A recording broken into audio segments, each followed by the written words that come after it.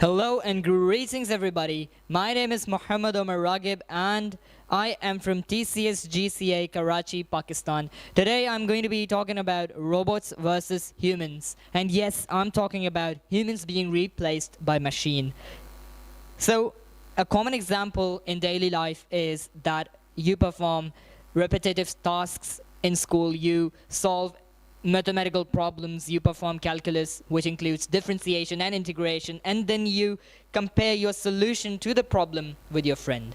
You compare it, you say that mine is more efficient than yours, and it takes less time, it is more smart, it is more efficient. And then you say that, hey, I'm better than you, I'm superior to you.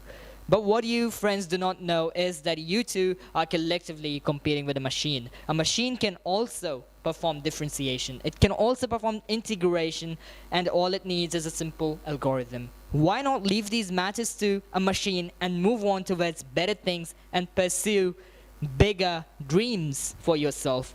And yes, no human ever wants to be replaced by a robot, just like the carpenter in a car factory got replaced by a robotic arm, because today's car factories are using robotic arms to paint car bodies. And that is an example of a robot taking over a human being.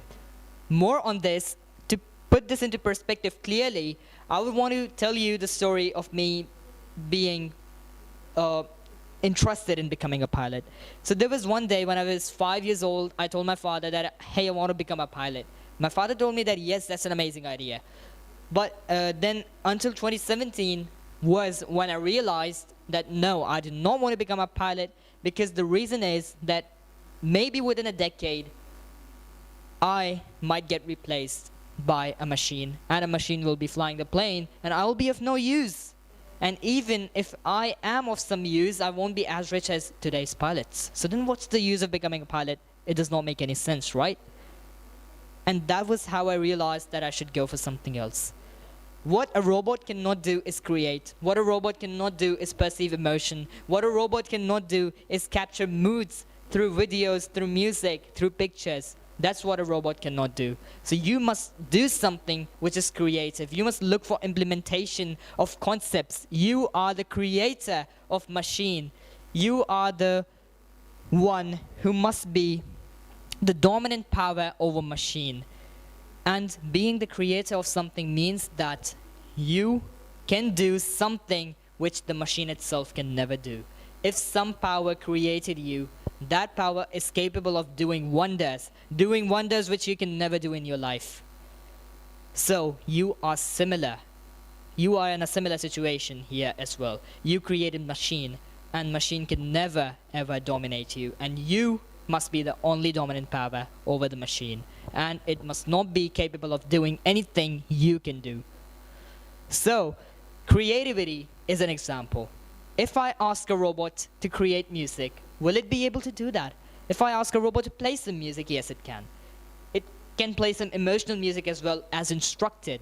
But if I ask, create emotional music, and if its response be,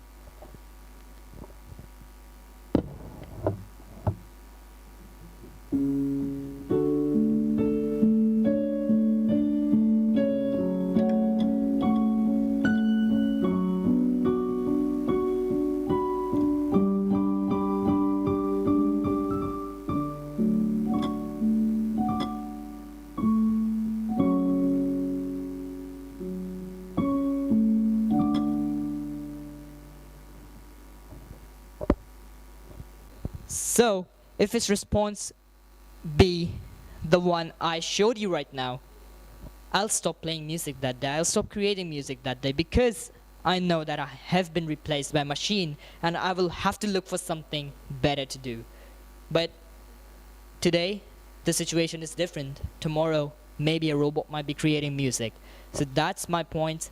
And all I was trying to say throughout the talk was that robots can replace humans, and we must find other ways of being able to do something that a machine can definitely not do. So thank you for listening. I hope this had an impact.